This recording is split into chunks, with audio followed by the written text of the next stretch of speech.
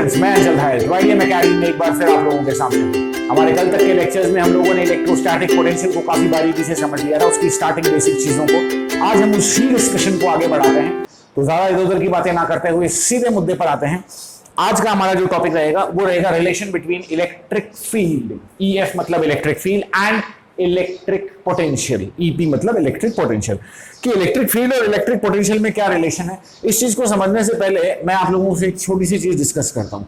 ये आपका electric field का फॉर्मूला होता है किसी चार्ज के कारण आर डिस्टेंस पे होता है, ठीक है। और इलेक्ट्रिक पोटेंशियल का फॉर्मूला क्या होता है, ये कुछ सिमिलरिटी दिख रही है, बहुत कुछ दिख रही है, सिर्फ इतना है कि यहाँ आर स्क्वायर है, यहाँ आर है। तो हम इन दोनों को कोरिलेट कैसे करें? इन दोनों को कोरिलेट करने के लिए मुझे एक बात बताओ बेटा, dv अपॉन डी आर की वैल्यू कितनी आएगी? अगर मैं इस v का डिफरेंशिएशन r के रेस्पेक्ट में कर दूं तो क्या आंसर आएगा? देखो 1 upon 4 pi epsilon not constant है और q भी कांस्टेंट है, r के रेस्पेक्ट में तो डिफरेंशिएशन हो ही रहा है, तो r कांस्टेंट नहीं, r वैसे भी डिस्टेंस है, जैसे जैसे आप आगे पीछे होंगे तो r की वैल्यू चेंज होगी, ठीक है। तो 1 अपॉन r का अगर मैं डिफरेंशिएशन की बात करूं तो क्या आ जाएगा? 1 अपॉन r मतलब r की पावर -1, ठीक है। और x की पावर n का डिफरेंशिएशन क्या होता है? nx -1। मैं यहां लिख देता हूं, x की पावर n का डिफरेंशिएशन x के रेस्पेक्ट में क्या होता है? nx n -1 ये होता है, ठीक है। तो अगर मैं इसका डिफरेंशिएशन करूं यानी कि 1 अपॉन 4 पाई एप्सिलॉन और q को छोड़ दूं तो यहां 1 अपॉन r यानी कि r की पावर -1 है, r की पावर -1 है, -1 -2, ठीक है। और यहां पे -1, तो कहने का ये मतलब है 1 अपॉन 4 पाई एप्सिलॉन नॉट और q तो ऐसा का ऐसा रहेगा, और 1 अपॉन r के डिफरेंशिएशन के कारण यहां माइनस आ जाएगा और नीचे आ जाएगा r स्क्वायर। कोई डाउट यहां तक? ठीक है। अब इस फॉर्मूले को और इस फॉर्मूले को देखो, कोई सिमिलरिटी है? केवल एक माइनस का अंतर है, तो मैं ये कह सकता हूं कि ये -e के बराबर है। इस पूरे डिस्कशन से हमारे पास इलेक्ट्रिक फील्ड और इलेक्ट्रोस्टैटिक पोटेंशियल के बीच में एक रिलेशन आता है, E is equals to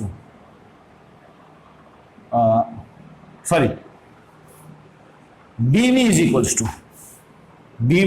to dr को वहां मल्टीप्लाई कर दो -e dr, और अगर इसको मैं वेक्टर फॉर्म में रिप्रेजेंट करना चाहूं तो ये डॉट dr, यानी dv is equals to e dot dr, electric field और dr के डॉट प्रोडक्ट के बराबर dv बराबर होगा और साथ में एक माइनस का निशान आएगा। अब ये डॉट प्रोडक्ट क्या है और ये dr, इसको थोड़ा और डिटेल में समझते हैं कि डॉट प्रोडक्ट क्यों आया हमारे पास।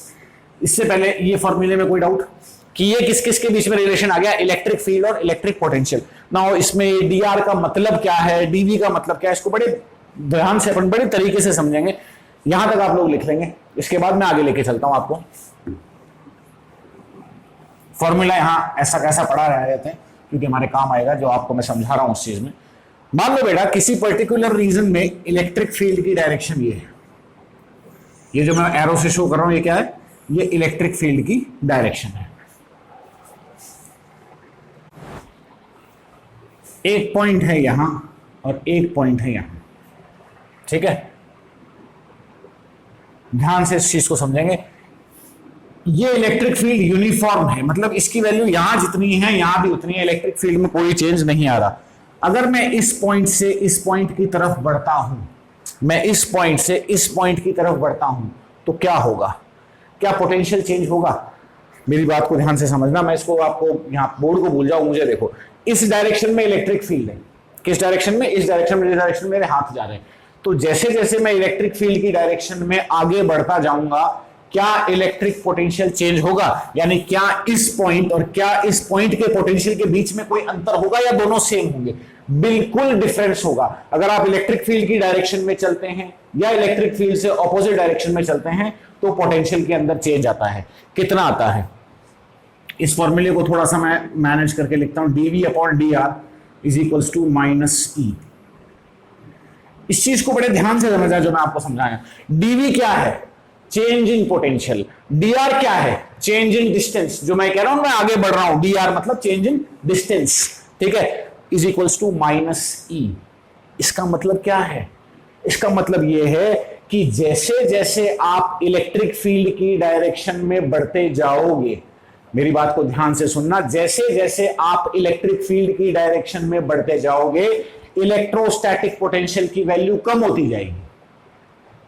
बात समझ में आ रही है? मतलब आपके पास अगर कहीं इलेक्ट्रिक फील्ड है और आप इलेक्ट्रिक फील्ड की ही डायरेक्शन में आगे बढ़ते जा रहे हो तो इलेक्ट्रोस्टैटिक पोटेंशियल क्या होता जा रहा है? कम होता जा रहा है। आप कहेंगे सर ये कैसे हो सकता है? ये ऐसे हो सकता है। मैं अभी ये सारी चीजें आपको हौच-पौच तरीके से समझा रहा हूं, लिखवा नहीं रहा हूं, लिखवाऊंगा एक साथ, ठीक है? तो अब जैसे जैसे हम इलेक्ट्रिक फील्ड की डायरेक्शन में आगे बढ़ते हैं ऐसा क्यों होता है? एक बात बताओ, इलेक्ट्रिक फील्ड की डायरेक्शन यहां है तो मैं यहां कह सकता हूं कि यहां पे एक प्लस का चार्ज है और यहां एक माइनस का चार्ज है, बिकॉज इलेक्ट्रिक फील्ड के लिए तुम पढ़ चुके हो कि electric field is always from positive to negative, ठीक है? अब मुझे एक बात बताओ, जैसे जैसे तुम नेगेटिव चार्ज के पास जा रहे हो तो भाई तुम इलेक्ट्रिक फील्ड की डायरेक्शन में बढ़ रहे हो, हमारा डिस्कशन यही चल रहा है, इलेक्ट्रिक फील्ड की डायरेक्शन में बढ़ रहे हो तो तुम नेगेटिव चार्ज के पास जा रहे हो। ये बात समझ में आई? नेगेटिव चार्ज के पास जा रहे हो तो बेटा पोटेंशियल का फॉर्मूला क्या होता है? के क्यू अपॉन आर। चार्ज कैसा है? नेगेटिव, माइनस के क्यू अपॉन आर, ठीक है? ध्यान से सुनना, तुम नेगेटिव चार्ज के पास जा रहे हो मतलब आर की वैल्यू कम होती जा रही है, आर की वैल्यू कम होती जा रही है तो वी की ओवरऑल वैल्यू बढ़ती जा रही है, लेकिन नेगेटिव में बढ़ती जा रही है, नेगेटिव में बढ़ती जा रही है। इसका मतलब ये माइनस के साइन के कारण क्या हो गया कि जैसे जैसे तुम नेगेटिव चार्ज के पास जाओगे तुम्हारे पोटेंशियल की वैल्यू क्या होगी? कम होगी। आप कहोगे सर ऐसा कैसा है? Potential is inversely proportional to r, लेकिन यहां माइनस का निशान भी तो आ रहा है बेटा। माइनस के निशान के कारण क्या हो रहा है? -2 बड़ा होता है या -3 बड़ा होता है? डेफिनेटली -2 बड़ा होता है, ठीक है ना? नेगेटिव डायरेक्शन में हो रहा है। तो इसका मतलब मैं इसको वापस एक बार पूरा समराइज कर देता हूं कि जैसे जैसे आप इलेक्ट्रिक फील्ड की डायरेक्शन में बढ़ रहे हो तो बेसिकली आप कर क्या रहे हो? आप नेगेटिव चार्ज की तरफ बढ़ रहे हो। तो नेगेटिव चार्ज के जैसे जैसे करीब जाते जाओगे वैसे वैसे इलेक्ट्रोस्टैटिक पोटेंशियल क्या होता जाएगा? कम होता जाएगा। और पॉजिटिव चार्ज से जैसे जैसे दूर जाते जाओगे इलेक्ट्रोस्टैटिक पोटेंशियल क्या होता जाएगा? बढ़ता जाएगा। तो यहां से इस पूरे डिस्कशन से जो रिजल्ट निकल के आता है वो रिजल्ट क्या निकल के आता है कि अगर आप इलेक्ट्रिक फील्ड में मूव कर रहे हैं, अगर आप इलेक्ट्रिक फील्ड में मूव कर रहे हैं तो क्या होगा?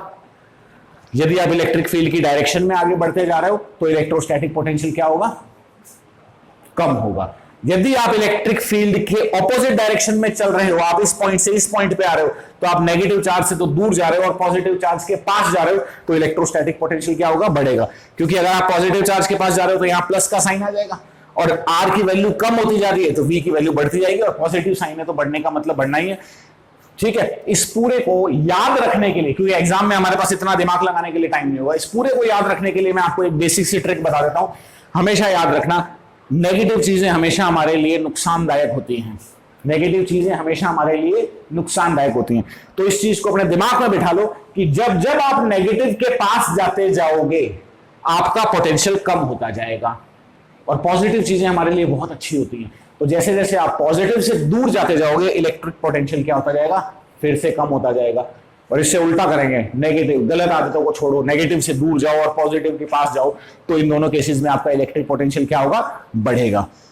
इस पूरे डिस्कशन को आप समझ में आए। अब बात आती है कि इसको एग्जाम में कैसे लिख के आएंगे कि अगर हमें इसको एक्सप्लेन करना पड़ जाए तो उसको समझने के लिए मैं आपसे एक चीज और पूछना चाहूंगा। मैं वो लिखवा दूंगा, उसकी टेंशन मत लो। अभी तक यहां तक अगर कोई चीज नहीं समझ में आई हो तो प्लीज कमेंट सेक्शन में बताना। थोड़ा सा कंफ्यूजन होता है बच्चों को, ये पॉइंट नंबर 1 है, ये पॉइंट नंबर 2 है, एक पॉइंट और लूंगा मैं, पॉइंट नंबर 3, ठीक है? अगर कोई पार्टिकल पॉइंट नंबर 2 से पॉइंट नंबर 3 पे जाता है, अगर कोई पार्टिकल पॉइंट नंबर 2 से पॉइंट नंबर 3 में जाता है तो क्या उसके पोटेंशियल में चेंज आएगा? भाई 1 से 2 में जा रहा है, 2 से 1 में जा रहा है, वो तो आपको समझ में आ गया कि पोटेंशियल चेंज होगा, लेकिन क्या 2 से 3 में जाने पर पोटेंशियल चेंज होगा? Can you tell me? ध्यान से देखो, जब आप 2 से 3 पर जा रहे हो तो पोटेंशियल चेंज नहीं होगा। क्यों नहीं चेंज होगा?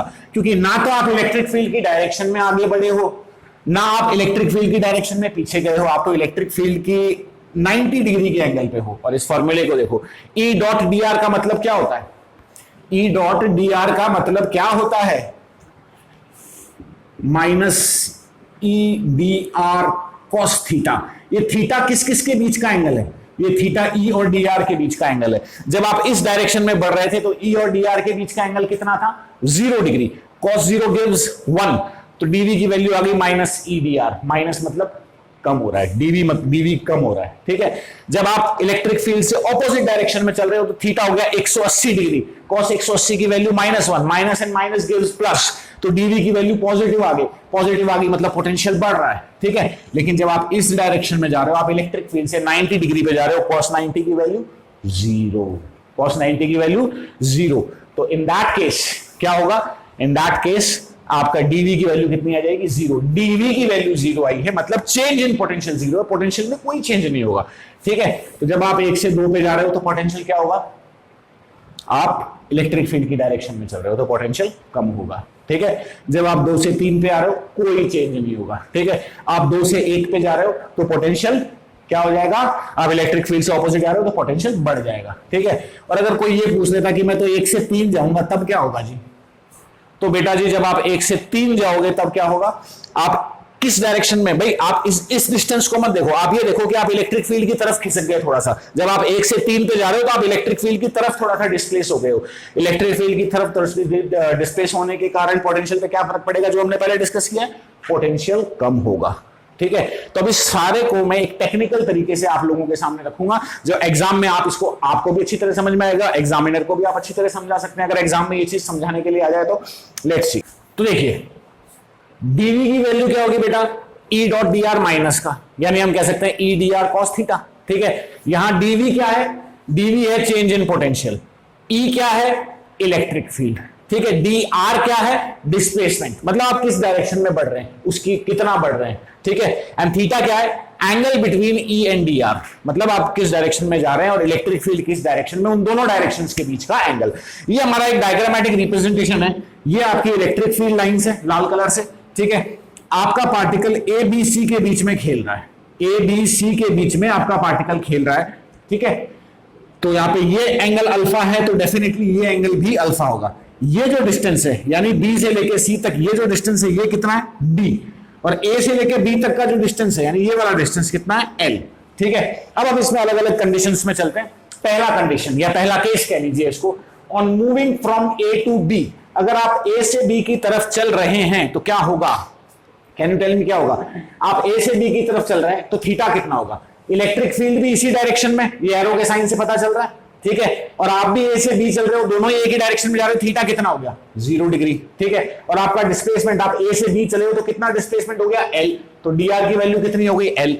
तो हमारे पोटेंशियल के अंदर जो चेंज है यानी डीवी की value minus E dot D are से आ गई minus E L cos 0। Cos 0 की वैल्यू क्या होती है, कॉस 0 की वैल्यू 1 होती है, 1 होती है, तो आपके पास डीवी कितना आ गया बच्चों, EL माइनस का, यानी कि इलेक्ट्रोस्टैटिक पोटेंशियल पर क्या फर्क पड़ा, कम हो गया। कितना कम हो गया, electric field multiplied by the distance you travelled या डिस्प्लेसमेंट यू ट्रैवल्ड, मतलब इलेक्ट्रिक फील्ड इनटू जितनी दूर आप चल के गए हो उस दूरी से इसको मल्टीप्लाई कर दो और माइनस का साइन लगा दो, इतना पोटेंशियल गिर गया। ठीक है, कोई डाउट। देन सेकंड केस में आप कहेंगे on moving from B to A, on moving from B to A, अगर आप बी से ए जा रहे होते तो क्या होता, इलेक्ट्रिक फील्ड तो इस डायरेक्शन में है और आप बी से ए जा रहे हो यानी इलेक्ट्रिक फील्ड से उल्टा जा रहे हो, तो एंगल कितना हो जाता बेटा, 180 डिग्री, 180 डिग्री, 180 डिग्री, और dr की वैल्यू कितनी है, डिस्प्लेसमेंट अपना वही हो जाता l। ठीक है, देन हम इसकी अगर यहां पे वैल्यू रखें, dv is equal to minus E dot D R. ठीक है, तो ये ई dr की वैल्यू कितनी होगी, ओ सॉरी यहां चल रहे थे हम, 180, और dr की वैल्यू कितनी होगी, l, तो dv की वैल्यू कितनी होगी, minus E dot D are, तो अब मैंने लग दिया E L cos 180 minus cos 180 की वैल्यू माइनस 1 होती है तो माइनस माइनस गिव्स प्लस, तो डीवी की वैल्यू कितनी आ गई, ई एल। तो यानी कि जब आप इस डायरेक्शन में गए तो पोटेंशियल बढ़ गया, कितना बढ़ गया, electric field multiplied by the distance, इतने टाइम्स बढ़ गया। केस थर्ड के अंदर हम सरक रहे हैं बी से सी पर, कहां सरक रहे हैं, बी से सी, तो बेटा इलेक्ट्रिक फील्ड इस तरफ है, आप बी से सी जा रहे हो, एंगल कितना हुआ 0 डिग्री 90 डिग्री, तो theta is equal to 90 degree, और डिस्प्लेसमेंट कितना हो गया, डी ले लेते हैं, है ना, डिस्प्लेसमेंट कितना हो गया, डी, देन डीवी की value minus E dot D यानी ई डी कॉस 90 माइनस का, कॉस 90 की वैल्यू कितनी होती है, 0, तो डीवी भी कितना हुआ, 0, यानी कि आपके इलेक्ट्रोस्टैटिक पोटेंशियल के अंदर कोई चेंज नहीं आया। ठीक है, ये समझ में आया, ग्रेट।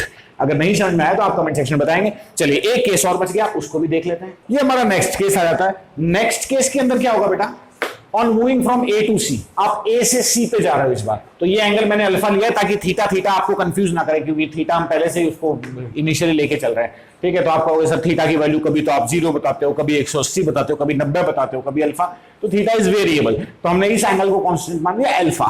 ठीक है, तो बेटा जब आप ए से सी पर जा रहे हो, या आप ए से सी पर जा रहे हो और ये इलेक्ट्रिक फील्ड है, ए से सी और इलेक्ट्रिक फील्ड के बीच का एंगल कितना है, यानी आपके डिस्प्लेसमेंट और इलेक्ट्रिक फील्ड के बीच का एंगल कितना है, अल्फा। ठीक है, तो ये थीटा की जगह तो क्या काम में लेंगे, अल्फा। डिस्प्लेसमेंट कितना हो गया, डिस्प्लेसमेंट हमें नहीं पता कितनी है डिस्टेंस, हम चाहें तो निकाल सकते हैं पाइथागोरस थ्योरम से, लेकिन जरूरत नहीं पड़ेगी। ए से सी, हमने इसको ए सी ले लिया डिस्प्लेसमेंट को, ठीक है। Then from this triangle A B C, ये राइट एंगल ट्राइंगल है, cos अल्फा की वैल्यू कितनी होगी, बेस अपॉन हाइपोटेन्यूज, आपका बेस है ए बी और हाइपोटेन्यूज है ए सी, तो ए बी अपॉन ए सी, और ए बी की वैल्यू हम डिफाइन कर चुके हैं कि एल होगी, तो एल अपॉन ए सी कह देते हैं, ठीक है। डीवी की वैल्यू कितनी होगी, minus E dot D are, तो ये ई डी आर की जगह क्या आ जाएगा, डी आर की जगह क्या आ जाएगा, ए सी, ठीक है। And then cos alpha, cos alpha की वैल्यू को एल अपॉन ए सी रखेंगे, ए सी से ए सी कैंसिल हो जाएगा, ये तो ई अपॉन एल आ गया माइनस का। यानी कि जब आप चाहे टेढ़े चल रहे हो चाहे सीधे चल रहे हो, आपको बस ये देखना कि इलेक्ट्रिक फील्ड की डायरेक्शन में कितना खिसक गए, इलेक्ट्रिक फील्ड को उस जितना आप खिसक गए उस डिस्टेंस से मल्टीप्लाई कर दो, चाहे आप इस तरह से चलो कोई फर्क नहीं पड़ेगा, ठीक है। ये समझ में आया। सिमिलरली अगर हम चाहें तो इसमें केस 5 भी ऐड कर सकते हैं कि अगर मैं सी से ए जाता तो क्या होता, तो सी से ए जाता तो आप इलेक्ट्रिक फील्ड से उल्टी डायरेक्शन में खिसक गए, तो यहां पे माइनस की बजाय क्या आ जाता, प्लस, ठीक है। इतना ही चेंज आता, पर केस 5 इंपॉर्टेंट नहीं है। अब बात ये आती है कि इस पे क्वेश्चन किस तरीके का आएगा, इस पर्टिकुलर डिस्कशन पे क्वेश्चन किस तरीके का आएगा। तो इस पे क्वेश्चन यही आ सकता है, जैसे ये पर्टिकुलर आपको सारे केसेस दे रखे हैं, इनमें से कोई भी एक केस एग्जाम में पूछा जा सकता है। किस तरीके से पूछा जा सकता है क्वेश्चन, इस तरीके से आएगा कि prove that on moving along electric field electrostatic potential decreases, or prove that on moving in opposite direction to the electric field the electrostatic potential increases, ठीक है। इनमें से कोई सा भी केस इस तरीके से आ सकता है। तो आई होप ये सारे केसेस आपको बड़े अच्छी तरीके से समझ में आ गए होंगे। अभी ये पर्टिकुलर जो फॉर्मूला है ये वाला, मैंने यहाँ पे इस फॉर्मूले में एक मिस्टेक कर रखी है, इसको चेंज करिए, डी दोनों पे लगेगा, ठीक है ना। तो ये हो गया बेटा हमारे पास relation between electric field and electrostatic potential. Conceptually एक एक चीज समझ में आ गई होगी आपको कि जब इलेक्ट्रिक फील्ड के साथ चलेंगे तो क्या होगा, ऑपोजिट चलेंगे तो क्या होगा, 90 डिग्री पे चलेंगे तो क्या होगा। ये सारा जो हमने देखा है, ये सारा जो हमने देखा है ये यूनिफॉर्म इलेक्ट्रिक फील्ड के लिए देखा है। मतलब हमने ये देखा है कि इलेक्ट्रिक फील्ड की डायरेक्शन टाइम के साथ चेंज हो रही है, सॉरी डिस्टेंस के साथ चेंज हो रही है या नहीं हो रही, नहीं हो रही, क्योंकि हम यूनिफॉर्म इलेक्ट्रिक फील्ड की बात कर रहे हैं। वेरिएबल इलेक्ट्रिक फील्ड्स जनरली हमारे सिलेबस से बाहर निकल जाती हैं और कंपटीशन लेवल पे चली जाती हैं, वो भी मैं करवाऊंगा, लेकिन वो थोड़ा बाद में करवाऊंगा, क्योंकि अभी मेरे को सिर्फ 12th वालों पे फोकस करना है। तो उसका मैं जो इस चैप्टर के एंड में कुछ क्वेश्चंस करवाऊंगा, उसके अंदर वेरिएबल इलेक्ट्रिक फील्ड को लेकर चलूंगा।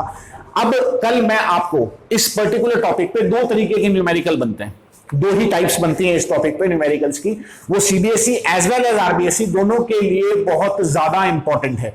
तो उससे पहले मैं ये सुनिश्चित कर लेना चाहता हूं कि ये टॉपिक आपको अच्छी तरीके से समझ में आ गया। तो आप पहले मुझे कमेंट सेक्शन में बताएंगे कि इस टॉपिक में आपको कोई दिक्कत है या नहीं, फिर मैं मेरी नेक्स्ट क्लास में उन दो तरीके के न्यूमेरिकल्स को आपके साथ डिस्कस करूंगा जो कि बोर्ड्स में आते हैं। तो बेटा मिलते हैं नेक्स्ट क्लास में, तब तक के लिए बाय।